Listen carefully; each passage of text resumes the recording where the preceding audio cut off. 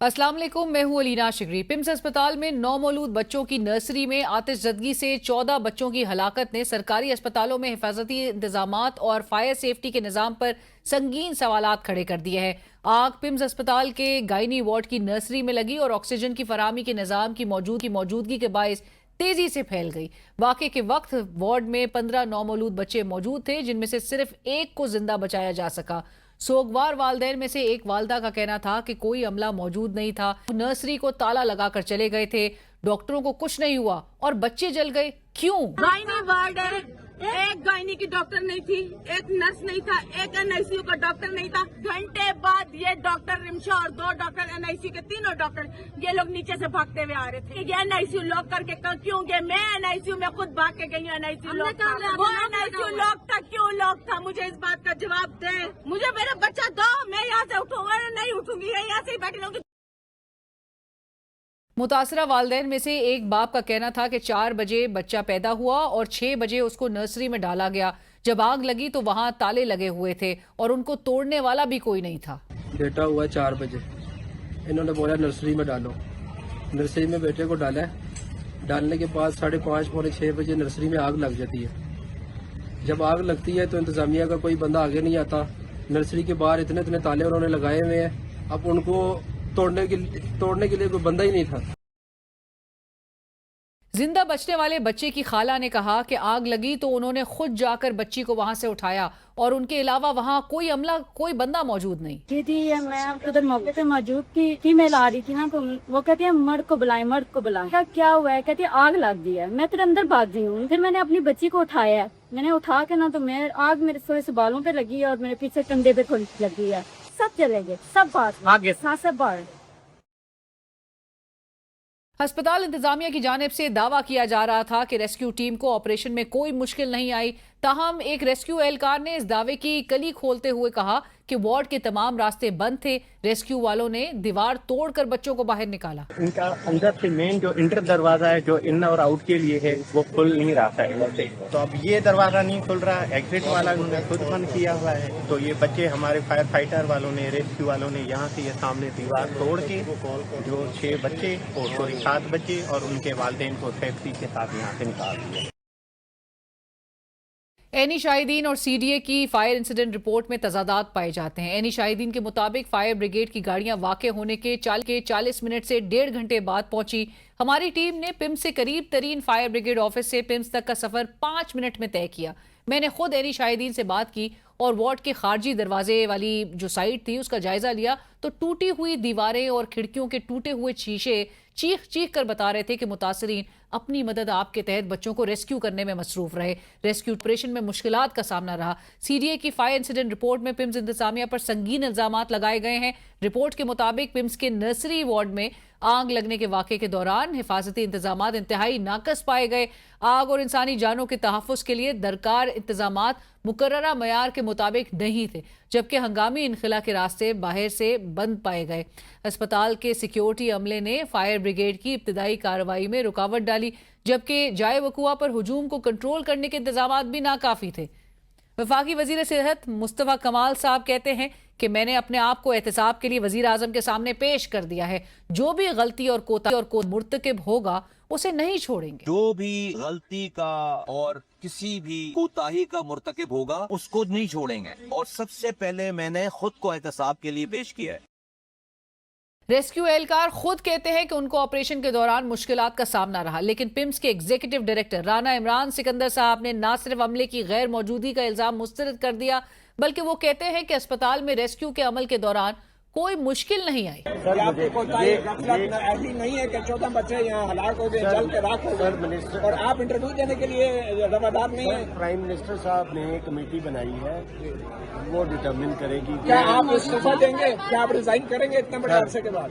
Sir मैं वही बता रहा हूँ, कॉज डिटरमिन हो जाए तो विल डू कॉल। इंक्वायरी हो जाने दीजिए प्लीज। मैं इस वक्त मैं ट्रामा से गुजर रहा हूँ।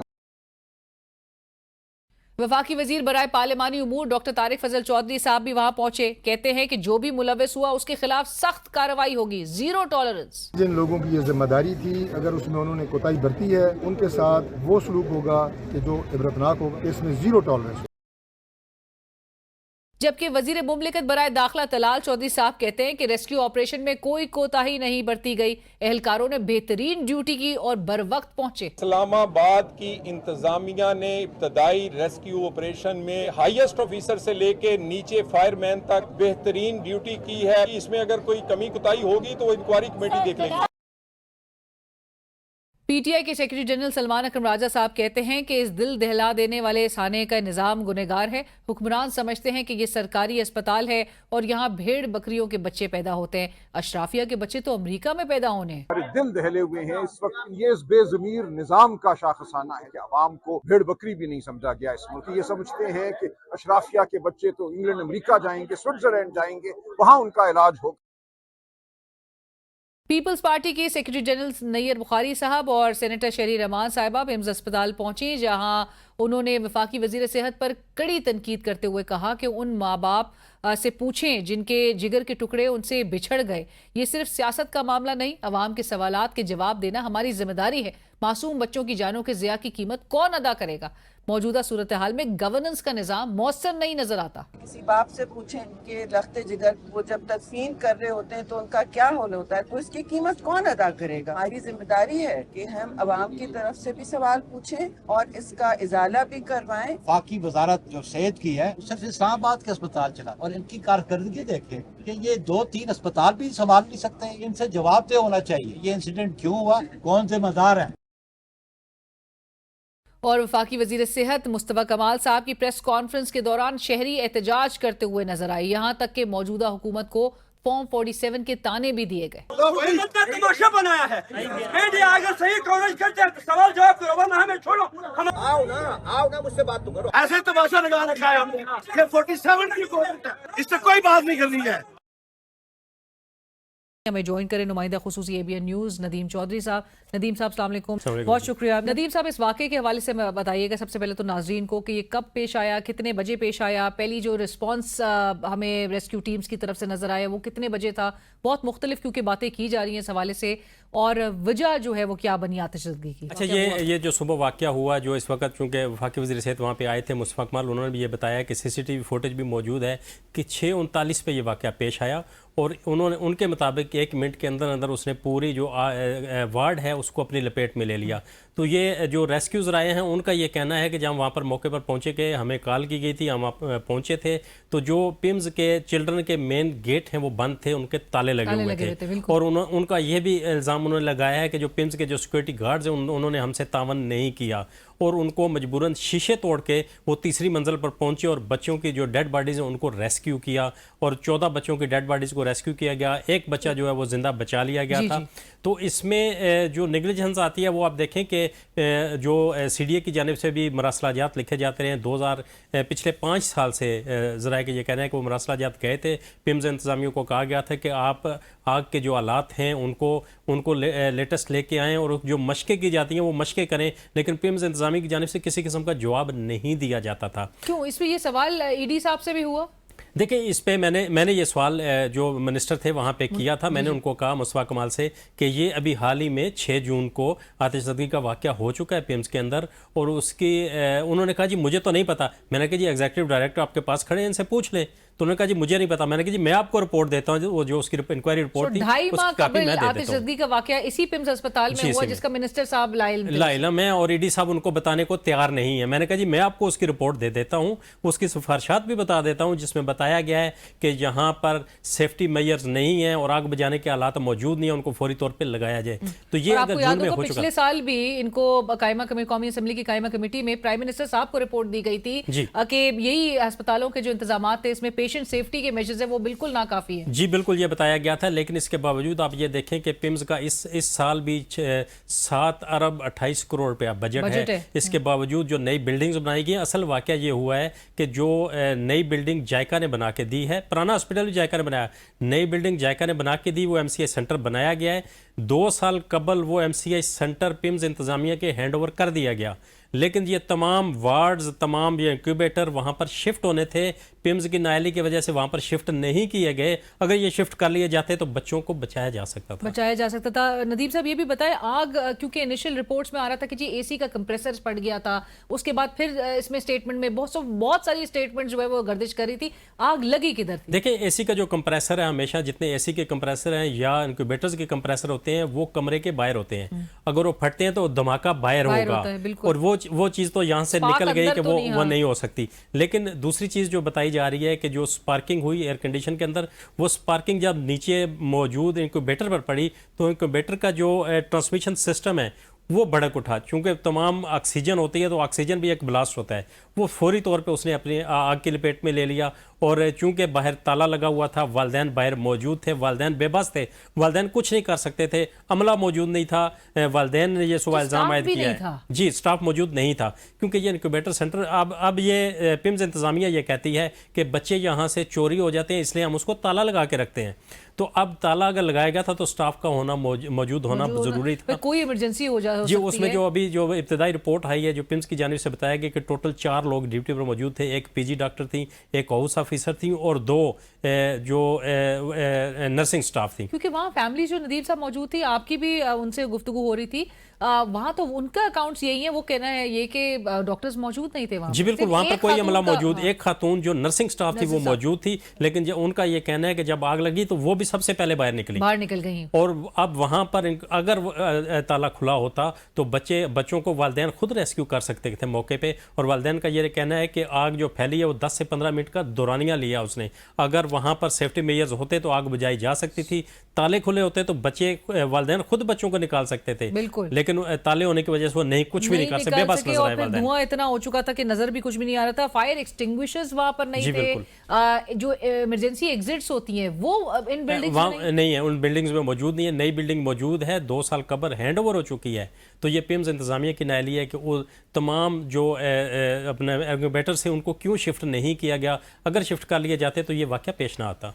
नदीम साहब, अब जब आके बहुत सारी गुफ्तगू वहाँ पर हुई, वजीर मुमलिकत बराए दाखिला तलाल चौधरी साहब पहुंचे, तारिक फजल चौधरी साहब पहुंचे, मुस्तफ़ा कमाल साहब आए, इनकी सबकी गुफ्तगू सुन के आप क्या अखज़ करते हैं कि मामला अब आपको लगता है कि किसी बेहतरी की तरफ ये लेके जा सकें? क्योंकि बच्चे तो वापस नहीं आने, ये जो फैमिलीज और जो उनके खानदानों में एक जिंदगी भर का एक दुख जो उनको दे दिया गया है, तो ये तो आपको लग रहा है कि इस पे किसी न किसी की सरजनिश होगी, कोई अकाउंटेबल अपने आप को ठहराएगा, क्योंकि जिम्मेदारी भी नहीं ले रहे। देखिए, आज तक जितनी इंक्वायरियाँ हुई हैं, हम अरसे से देख रहे हैं, करप्शन की इंक्वायरियों हुई, नेग्लिजेंस हुई, वो तमाम इंक्वायरियों में आज तक सिर्फ जिम्मेदारी तो तयन कर दिया जाता है, हाँ। लेकिन किसी के खिलाफ कार्रवाई नहीं होती। आज आप देख लें कि प्राइम मिनिस्टर ने सुबह सेक्रेटरी हेल्थ को अपने ओहदे से हटा दिया है, 120 दिन के लिए 120 दिन के लिए मुअत्तर कर दिया है। लेकिन असल चीज़ ये है कि जो असल जिम्मेदार हैं वहाँ पर पिम्स के जो हेड ऑफ डिपार्टमेंट है, जो एनेस्थीसिया के HOD हैं, वो एग्जीक्यूटिव डायरेक्टर हैं, उनके खिलाफ अभी तक कोई कार्रवाई क्यों नहीं हो सकी? क्या प्राइम मिनिस्टर से भी ज्यादा पावरफुल हैं वो?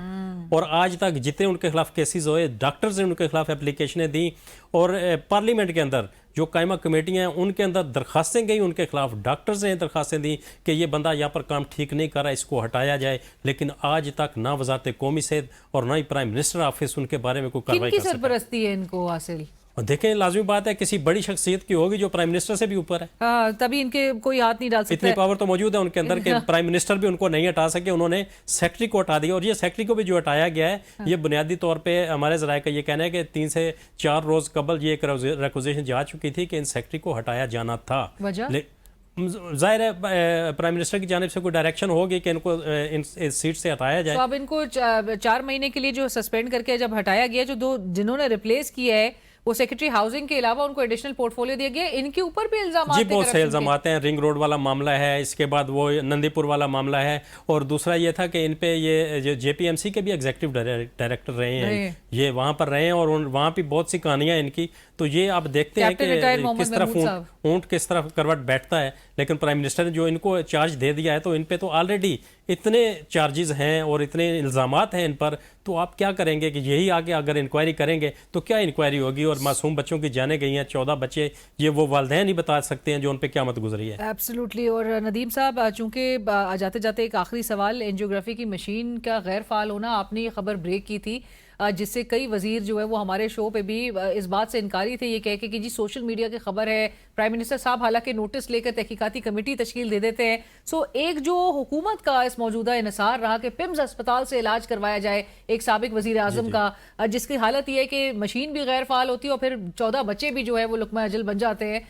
तो क्या अच्छा, इस पे देखें, मैंने ही वो रिपोर्ट किया था कि एंजियोप्लास्टी लिखी गई थी साबिक वज़ीर आज़म की, और एंजियोप्लास्टी मशीन जो है कार्डिक सेंटर के अंदर वो गुज़श्ता 2 साल से ख़राब है, और हम रिपोर्ट भी उसको करते रहे कि ये एंजियोप्लास्टी जो मशीन है ये ख़राब है। लेकिन उसके साथ साथ जो पिम्स की रेडियोलॉजी डिपार्टमेंट है वहाँ पर नई मशीन मौजूद है। अब जब उनको लाया गया था तो वहाँ पर उसका टेस्ट क्यों नहीं किया गया, ये भी एक सवाल था हमारा कि अगर मशीन मौजूद है। और इस पर जो जिनको मुतल किया गया, असलम गौरी साहब सेक्रेटरी, उन्होंने जब एग्जीक्यूटिव डायरेक्टर से सवाल किया कि क्या पिम्स के अंदर कोई एंजियोप्लास्टी मशीन नहीं है, तो उन्होंने कहा जी मुझे इल्म नहीं है कि वो काम कर रही है या नहीं कर रही है। ये एग्जीक्यूटिव डायरेक्टर का जवाब था उनको जब इंक्वायरी की गई। तो प्राइम मिनिस्टर ने फिर इंक्वायरी कमेटी बनाई, तो उसके बाद ये जाहिर हुआ, तमाम चीज़ें सामने आ गई कि जो हम रिपोर्ट कर रहे थे वो दुरुस्त था कि एंजियोप्लास्टी की मशीन ख़राब थी और कोऑर्डिनेशन नहीं थी दोनों डिपार्टमेंट्स के अंदर, और साबिक वज़ीर आज़म की एंजियोप्लास्टी नहीं की गई, जबकि पिम्स के अपने डॉक्टर ने लिखा था कि इनकी एंजियोप्लास्टी की जाए, रिकमेंडेशंस में था। बिल्कुल, नदीम चौधरी साहब बहुत शुक्रिया हमसे गुफ्तगू करने के लिए और तमाम तफसीलात से आगाह करने के लिए। इसी के साथ ही बढ़ते एक ब्रेक की तरफ, बहुत कुछ निशानदेही की जा रही है, लेकिन क्यों मुसलसल एक गफलत बढ़ती जाती है जिसकी वजह से इस किस्म के बड़े बड़े सानियात रूनुमा हो रहे हैं। ये अगेन एक एडमिनिस्ट्रेटिव हमें फेलियर ज्यादा नजर आता है जिसकी रिस्पॉन्सिबिलिटी भी कोई ओन करने के लिए तैयार नहीं होता। ब्रेक और ब्रेक के बाद हाजिर होते हैं। और नाज़रीन, पिम्स अस्पताल की नर्सरी में आज जो ये दर्दनाक वाकया पेश आया, इसी हवाले से गुफ्तगू करने के लिए हमें ज्वाइन करें सीनियर सहाफ़ी तज्ज़ियाकार हफीजुल्लाह नियाज़ी साहब। नियाज़ी साहब अस्सलाम वालेकुम, बहुत शुक्रिया प्रोग्राम में ज्वाइन करने के लिए। और हमारे साथ पैनल में मौजूद है आमिर इलियास राना साहब, सीनियर सहाफ़ी तज्ज़ियाकार। आमिर इलियास राना साहब बहुत शुक्रिया, अस्सलाम वालेकुम, आपका भी बहुत शुक्रिया ज्वाइन करने के लिए। नियाज़ी साहब, गुफ्तगू का आगाज़ आपसे। कुछ हफ्ते कबल वज़ीर दाखिला मोहसिन नकवी साहब ने कहा था सिस्टम कोलैप्स हो चुका है। पे दर पे जो इंसिडेंट्स रूनुमा हो रहे हैं और आज जिस तरह का एक दिल दहलाने वाला जो सानिया पेश आया है, सुबह सवेरे जो इतलात आई हैं, पूरी इस वक्त दुनिया हिल के रह गई है। इंटरनेशनल मीडिया भी रिपोर्ट कर रहा है कि पाकिस्तान के वफाकी दारुल हुकूमत में सरकारी अस्पताल में, जिस पर बहुत हुकूमत का स्ट्रेस था कि उस अस्पताल में ट्रीटमेंट बहुत ज़बरदस्त होती है, वहाँ की आज नर्सरी में 14 मासूम बच्चे जिन्होंने 1 से 2 रोज़ पहले आँख खोली थी, दुनिया में आँख खोली, वो इस साने की नज़र हो गए, वो इस इनकॉम्पिटेंस की नज़र हो गए। नियाज़ी साहब, तो सिस्टम वाकई में आपके ख्याल में तबाह हो चुका है? मोहसिन नकवी साहब ने जब ये बयान दिया था तो मैंने उनका बहुत सख्ती से उन पर तनकीद की थी, बड़ी सख्त तनकीद की थी मैंने। और मैंने कहा था कि भी आप, जाहिर है कि ये, बल्कि मैंने एक और एंगल से कहा कि एक सिस्टम कोलैप्स ही तो हुआ है कि आप वज़ीर दाखिला बन गए हैं। अगर सिस्टम को होता तो आपकी कहाँ गुंजाइश बन रही थी वज़ीर दाखिला बनने की, और फिर आपको एक वज़ीर दाखिला के नाते से आपको हिम्मत कैसे हुई कि आप हुकूमत को ललकारें। लेकिन आज के वाक़े ने, जैसे आपने जो अभी इसका जिक्र किया है कि ये सिस्टम कोलैप्स जो ये इसको कोलैप्स कहते हैं। अच्छा, अब मेरा ख्याल है कि ये एक सिर्फ आपको एक सिर्फ जो कहते हैं वाल्कानो के हल्का सा थोड़ा सा एक ट्रेमर आया है। अभी भूचाल जो है को बड़े आने के किसी तरफ से आ सकता है और ये कहीं से भी आ सकता है। इस एक छोटे से वाक़े ने आपके इंतज़ामी सिस्टम को एक्सपोज कर दिया है। लाहौर के अंदर 3 हॉस्पिटल्स हैं, मुझे इस्लामाबाद की पिम्स हॉस्पिटल का तजर्बा नहीं है, जो बड़ी हॉस्पिटल है, अभी और भी कई हैं लेकिन मैं 3 बड़ी मेन हॉस्पिटल को रहता हूँ, जिला, मेयो हॉस्पिटल और सर्विसेज। यकीन जानो कि मैं पिछले 2 महीनों में मेयो हॉस्पिटल में और जिला हॉस्पिटल में, मेरा ज़ाती तजर्बा, मेरे 2 अपने घर के जो मेरे एड्स हैं उनको मैंने एडमिट कराया। ख्वाजा सलमान रफीक साहब और ख्वाजा इमरान नज़ीर साहब, दोनों मेरे बिल्कुल छोटे भाइयों की तरह हैं, और जिस तरीके से उन्होंने पेन ली और जितनी दफ़ा मैंने उनको तंग किया मुझे खुद शर्म आना शुरू हो गई। लेकिन यकीन जाना, अगर मैं सिर्फ उनकी कहानी बता दूं तो एक पूरी एक आपको सामने समझ आ जाएगी कि ये हॉस्पिटल जो है ये बिल्कुल फारिग है। आप ये समझें कि मैं एक दफ़ा आज 8-10 साल पहले कॉलम लिख रहा था, तो मैंने ये सरकारी अस्पतालों का और सरकारी स्कूलों का, इसका मैं एक थोड़ा सा डेटा इकट्ठा किया तो सर जब डेटा किया 2013 या 14 की बात है, तो सरकारी स्कूलों में मैट्रिक और FSC में 97% पाकिस्तानी जाते थे और सरकारी हॉस्पिटल में तकरीबन 92 या 93% पाकिस्तानी सरकारी अस्पतालों को अटेंड कर रहे थे। और ये दोनों जो हैं ये इसमें ये दोनों जो है इनका ना जाना ही था, यानी कि इनका वजूद सिरे से था ही नहीं। ये कहना कि ये बस नाम है, लेकिन कोई ना स्कूल नाम की चीज है ना अस्पताल नाम की चीज है। ये मैं अपना और जो जाती तजर्बा है एक एक जगह का जाके देख के मैं ये बता रहा हूं कि हशर नशर है। एक तो फैसिलिटीज कम है, लोगों के अंदर इन्फ्लक्स ज्यादा है। अब आपने दारुल हुकूमत के पिम्स के हॉस्पिटल ने इतनी बड़ी खबर है कि पूरे मुल्क को दहला कर रख दिया है। जहां से सुबह जा रहा है, एक मीटिंग में गया जहां पाकिस्तान के सारे बड़े नामी ग्रामी लोग मौजूद थे, हुकूमत के भी और सहाफत के भी। 4-5 घंटे हम इकट्ठे आज बैठे रहे।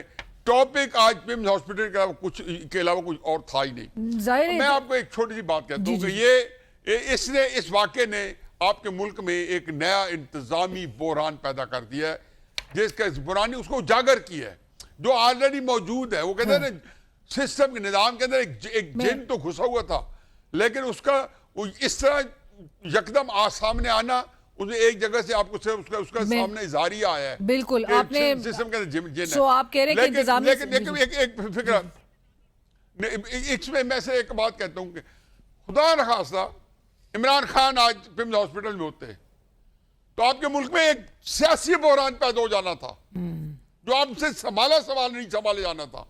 आप मुझे बताएं कि इमरान खान को आप पिम्स हॉस्पिटल लेके जाएंगे। मैं जाती तौर पे इस बात में कन्विंस था, अपने टीवी डिस्कशन में कहता रहा हूं कि इमरान खान साहब को पिम्स में ले जाया जाए उनकी अपनी सेफ्टी के लिए। बिल्कुल सही है। अशफा के अंदर बिल्कुल सेफ्टी गारंटी नहीं की जा सकती। मैं इसी तरफ मैं मजीद भी आऊंगी जी। बिल्कुल नियाजी साहब मैं इस तरफ आऊंगी। मैं आमिर इलियास राना साहब को भी शामिल गुफ्तगू करना चाहती हूँ। आमिर इलियास राना साहब, जो नियाजी साहब कह रहे हैं कि इंतजामी सिस्टम को इस वाक़े ने एक्सपोज करके रख दिया है और एक नया इंतजामी जो बहरान है वो पैदा हो गया है, और सिस्टम तो कोलैप्स जो है वो वजीर दाखिला भी बता रहे हैं, लेकिन अपनी हमारी बुनियादी जिम्मेदारियां निभाने से हमें कौन रोक रहा है? देखें, बात यह है कि प्यारे नबी अकरम सल्लल्लाहु अलैहि वसल्लम के यौम विलादत पे दिन का आगाज जब पाकिस्तान में और फिर दुनिया भर में ये खबरें गई हैं कि हमारे 14 बच्चे शहीद हो चुके हुए हैं, और 1 मिनट लगा है इस मामले पे, क्योंकि वो जो वाकया हुआ और बच्चे चले गए। 9 की बॉडी बच गई क्योंकि वो जो शीशा था उसने बचा लिया और 5 झुलस गए उसमें मुकम्मल तौर पे। जाहिर है वो छोटे से बच्चे थे और ऑक्सीजन की कमी की वजह से इनक्यूबेटर्स में मौजूद थे, उनको ऑक्सीजन लगी हुई थी, वही रुक गई तो बात खत्म हो गई। 70 लोगों को निकाल लिया गया। अब आपने नियाजी साहब ने एक पूरा अजमाली जायजा पेश कर दिया। जाहिर है कि जब आपके सिस्टम में ये होगा कि हर चीज ऊपर से कंट्रोल होगी, ये बहस ही हो रही है ना कि आपको इंतजामी तौर पे सब छोटे यूनिट या सूबे को छोड़ दें, ये तो कैपिटल का है और यहाँ पे एक मुतहर्रिक वजीर सेहत है जो MQM के कमाल साहब हैं, आपको पता है बड़े मुतहर्रिक है, गुफ्तगू भी बड़ी तेज करते हैं, लेकिन उनके नीचे नाक के नीचे 2 हॉस्पिटल हैं, एक पिम्स है एक पॉलीक्लिनिक है जी, और तीसरा हॉस्पिटल मोहसिन नकवी साहब के अंडर है जो कैपिटल हॉस्पिटल कहलाता है। और पिम्स में AJK से, GB से, आप खुद GB की हैं, और KP से, पंजाब भर से, यानी ये मेरे बखर शहर से भी पेशेंट्स कई दफा रेफर यहाँ होके आए हैं, हमें पता है उसका। पिंडी डिवीजन तो सारा ही आता है, बड़ा हॉस्पिटल है, 85 में बना है, कुछ इसमें थोड़ी बहुत जापान ने और मदद की, चिल्ड्रन हॉस्पिटल बन गया, सब कुछ हुआ, लेकिन जिस कदर आबादी बढ़ी और पेशेंट बढ़े हैं वो नहीं बढ़ा। 2013-14 में फवाद हसन फवाद ने लिख के भेजा था कि यहाँ एक टावर बना दें, और अब वो गुंजाइश नहीं रही कि आप एकड़ों में हॉस्पिटल बनाएं। पूरी दुनिया में बड़े जदीद हॉस्पिटल बहुत छोटी जगहों पे बड़ी बड़ी बिल्डिंगों में बन जाते हैं, ऊंची में। हमने नहीं देखा कि कब कैसे कोई बनेगा, तो जाहिर है बल्दियात यहाँ पे नहीं है, पंजाब भर में भी नहीं है, जहां पे हैं KP में या सिंध में, वहां पे कौन सा पंजाब बल्दियात ने कर दिया। बहस तो होनी चाहिए कि इस मामले को सेटल कैसे करना है, क्योंकि वो बच्चे तो चले गए, अल्लाह के प्यारे थे, अल्लाह के पास चले गए। और माँ आमिर बाप साहब के लिए आप वो तो हमेशा के बखूबी लिए हो गया। वाकिफ हैं कि 6 जून को भी एक आतिशबाजी का वाकया इसी पिम्स में पेश आ चुका है। आज मुस्तफ़ा कमाल साहब से सवाल भी हो रहा था तो उन्होंने कहा नहीं मेरे इल्म में नहीं है। आपको याद होगा गुज़िश्ता साल भी रिपोर्ट जो है वो कौमी असम्बली की कायमा कमेटी में जब पेश की गई, इन्हीं अस्पतालों के नाक़िस इंतजामात और पेशेंट सेफ्टी के हवाले से बड़े सवालात रेज हुए, तो उसके बाद भी फिर कुछ नहीं किया गया। देखिए बात वही है कि अरबों रुपए का बजट है इस हॉस्पिटल का, इंतजामी तौर पे आपने जापान से भी मदद ले ली, सब कुछ। चूंकि आज वाकया ऐसा हो गया है तो अब इसके लिए प्राइम मिनिस्टर ने 5 रुकनी कमेटी भी बनाई है, वो अपनी 48 घंटे में पहले ही रिपोर्ट देगी और मेरा ख्याल है कुछ देर में मौजूदा जो एडमिनिस्ट्रेटर है इमरान सिकंदर, उनकी तो रिमूवल हो ही जानी है, क्योंकि यहाँ 4-5 लोग अंदर से जिम्मेदार बनेंगे इस पूरे सिस्टम के कोलैप्स होने के लिए। कि ओके बिल्कुल हमारे लोग इस हद का सफाक हैं कि बच्चे हॉस्पिटल से चोरी करते हैं, दुरुस्त काम किया गया, आपने इमरजेंसी ताला लगा दिया, लेकिन ताला खोलना किसने था? इमरजेंसी इसीलिए थी ना। तो किसकी जिम्मेदारी थी? क्योंकि आपको पता है 70 लोग जो निकले हैं ना, ये लक है कि वो दूसरी तरफ से निकल गए जिसमें बच्चे भी थे, क्योंकि वहां पे मदर केयर के 8 कमरे थे, जहां पे एक लेबर रूम से खवातीन जाती और आती हैं, नौजायदा बच्चे आते हैं, किसी को इंक्यूबेटर में भेजते हैं, वो सारे लोग एवैक्यूएट करा लिए गए। ये लक थी। उसके अंदर कोई आप ये नहीं कहते कोई सीढ़ी से उतर रहा है, कोई किस तरीके से उतर रहा है। तो ये एडमिनिस्ट्रेशन जो एक कोलैप्स हुआ है, ये बात इस बुनियाद की बात बन जानी चाहिए कि अब हर चीज को नए सिरे से देखना पड़ेगा। आपने जब सिस्टम बदलने हैं बदलें, लेकिन फौरी तौर पे जो चीजें करनी है वो यही है कि चाहे ये यहाँ का हॉस्पिटल है, चाहे वो मेरे शहर बक्कर का है या न्याजी साहब का, ज़ाहिर है न्याजी साहब का और इमरान खान न्याजी दोनों का शहर जो है वो मियाँ वाली बनता है, लेकिन जमीनों के हिसाब से ये बक्कर में भी रहते हैं। नहीं लेकिन तो जहाँ पे भी है सिस्टम नया बनाने से गवर्नेंस जो है वो कैसे आएगी? वो तो फिर विल से ही आएगी ना। नहीं, वो यही बात हो रही है कि आपको बाइख्तियार बल्दियाती इदारे बना के उनके नीचे चीजों को लाना होगा। अब आप उनको सड़कें गलियां वगैरह बनाने पे ना लगाए ना। आपका स्ट्रॉन्ग जो सिस्टम होता है, मेयर इसलिए स्ट्रॉन्ग होता है, पुलिस भी उसके अंडर होती है, एडमिनिस्ट्रेशन उसके अंडर होती है, तो फिर वो सिटी हॉस्पिटल कहलाते क्यों है? इसीलिए कि फिर वो चेक रखते हैं और उसकी जिम्मेदारी हो जाती है। अब आप वफाकी वजीर सेहत हैं और आपके पास जवाब नहीं बन रहा, इसलिए नहीं ना बन रहा। यहाँ पे आपको पता है हर जो नया वजीर बनता है वो फौरन पिम्स की, वफाकी वजीर सेहत की बात करता हूँ, पिम्स की इमरजेंसी का विजिट करने आ जाते हैं, दिखाने के लिए कि मुझे बड़ी जो है ना वो है कि मैं हॉस्पिटल्स देखने आ रहा हूँ। नतीजा क्या निकला है? आनिया जानिया, आप एक छुट्टी आई, आप कराची पहुंच गए, भाई आपका हल्का है, आप जरूर जाएं, लेकिन जो बुनियादी जिम्मेदारियां, और ये सिर्फ मैं कोई मुस्तफा कमाल की तनकीद नहीं कर रहा, कुछ लोग लाहौर चले जाते हैं, कुछ कोयटा चले जाते हैं, 2 दिन के लिए सेशन भी खत्म हो गया, लेकिन बुनियादी बात यह है कि हर बंदा जब तक अपना फर्ज समझ के इन चीजों को नहीं लेगा, ये बात बनती नहीं है। हम और आप 2 दिन करेंगे बस, इसके बाद मेरी और आपकी भी किसी और वाक़े की तरफ तवज्जो चली जाएगी। बिल्कुल, अभी मतलब आपको याद है ना कि इस साल का आगाज हम वो गुल प्लाजा साने में जब के हवाले से बात कर रहे थे, बहुत एक दूसरे पर ब्लेम गेम भी नजर आ रहा था, लेकिन उसके बाद फिर हम एक और जो है वो साने अब उस पर बात हो रही है। मुझे यहाँ पर एक ब्रेक शामिल करनी, नाज़रीन गुफ्तगू को आगे बढ़ाएंगे एक ब्रेक के बाद। Welcome back. और हम गुफ्तगू कर रहे हैं आज सुबह सवेरे जो वाकया पेश आया पिम्स अस्पताल में गायनी वार्ड में आतिशबाजी का वाकया, जिसके नतीजे में 14 नौमौलूद बच्चे जाँ बहक हुए। न्याजी साहब और आमिर राना साहब इस वक्त हमारे साथ प्रोग्राम में मौजूद हैं। ये न्याजी साहब, मैं आपकी तरफ ये बात लेकर आना चाहूँगी। आज भी फैमिलीज से जब बात हो रही थी, फैमिलीज ने कहा, शिकायत की कि जी अमला मौजूद नहीं था, रेस्क्यू टीम देर से पहुंची, कोई जिम्मेदारी ओन करने के लिए तैयार नहीं है। पॉलिटिकल पार्टीज वहां पर पहुंची थी जिन्होंने कहा कि जी यहाँ सरकारी अस्पताल में गरीब का बच्चा जो है वो पैदा होता है, एलीट जो है वो तो अमेरिका जा जाके बच्चे अपने पैदा करते हैं, तो गरीब अब यही कुछ दिन देखने के लिए इस मुल्क में रह गए। न्याजी साहब। अलीना, इस अंधुनाक वाक़े ने हमें दहला के रख दिया है, और ये वही एक कैफियत है कि हम सारे जो हैं अभी जो जितने भी टीवी प्रोग्राम्स कर रहे हैं एक ही टॉपिक है और इसके ऊपर ही हम सीनों को भी कर रहे हैं। मेरे नज़दीक ये इस वाक़े ने सिर्फ आपके सामने आपकी हकीकत जो है उसका एक रुख सामने दिखाया है। अलियास राना साहब चूँकि एक हमारे साथ इनसे पूरे एक फैमिली और एक पूरे एक ताल्लुक़ है, इनके इल्म में है कि मेरा छोटा भाई नजीबुल्ला खान जिस बखर का जिक्र कर रहे हैं, वहाँ से MPA थे, 2014 4 अक्टूबर हफ्ते का दिन हॉस्पिटल में जाते हैं कि उनको थोड़ी सी एसिडिटी की शिकायत होती है, और हॉस्पिटल के अंदर डॉक्टर के सामने स्ट्रेचर पे उनको वहाँ पे 1 घंटा 2 घंटे बैठते हैं, गप लगाते हैं, उनकी पेन बढ़ती है। इनफैक्ट उनको एंजाइना था, वही हार्ट अटैक होता है उस हॉस्पिटल के अंदर, डिस्ट्रिक्ट हेडक्वार्टर की। आप तो और होना भी यही चाहिए था। पिम्स का ये हाल है तो बखर का बिल्कुल ही राणा साहब सही कह रहे हैं कि वहाँ यही हाल होना चाहिए था कि एक MPA वहाँ का एक जो मस्जिद शहरी हॉस्पिटल के अंदर बैठे, ना वहाँ क्लॉट बस्टर था, ना वहाँ को एंजियोसिट थी, ना कुछ तरकीब थी। प्राइवेट हॉस्पिटल की तरफ से उसको मुंतकिल किया जा रहा था, जबकि वो मेरे ख्याल है उस वक्त वो खत्म हो चुके थे कि डॉक्टर के पास 1.5-2 घंटे अनजाने में रहा और उस हॉस्पिटल के अंदर उसके पास डॉक्टर सारे बैठे हैं, इकट्ठे हैं। ये बाकी इनके इल्म में कुछ होगा तो ये बता देंगे। तो आप ये अंदाजा लगा दें कि जब आपके पास सरकारी अस्पताल में आप जब जाते हैं तो आप ज़हनी तौर पे तैयार हो जाएं कि वहाँ पे आप मर भी सकते हैं, उस मर्ज में मर सकते हैं जो आप लेके नहीं गए वो लेके आएंगे। मैं तो कब मरीज को कोई जाए, मैं अपने स्टाफ में से कोई जाए तो मैं कहता हूँ बस आप प्रोसीजर कराएं, निकल के आ जाएं, घर आ जाएं ताकि कोई आपको नई इन्फेक्शन हो। ये पिम्स अस्पताल ने, मैंने कहता हूँ कि देखो जी बदकिस्मती से ये जो मैं लफ्ज कह रहा हूँ इसके बड़ी शकावत है, इसमें केयरलेसनेस है कि मैं ये कह रहा हूँ कि पिम्स ने 14 बच्चों की अमवात ने हमारे सामने निजाम को रख दिया है कि और क्या मॉडल हॉस्पिटल, यानी कि सरकारी हॉस्पिटल में अगर हो सकता है तो राणा साहब ने बखर का भी हॉस्पिटल देख लिया, लाहौर के भी देखे होंगे, मैंने पिम्स नहीं देखा, पिम्स भी देख लिया। कहते हैं कि पिम्स जो है ये टॉप ऑफ द लाइन है। मैं खुद टीवी के ऊपर बार बार कहता हूं पिछले 5-6-7 दिन में कि पिम्स के अंदर इमरान खान साहब की अपनी जिंदगी के लिए जरूरी है कि उनको पिम्स में लाया जाए, उनको शिफा में ना भेजें। उनके 6 इंजेक्शन तो एडमिनिस्टर यहीं पर ही हो चुके हैं।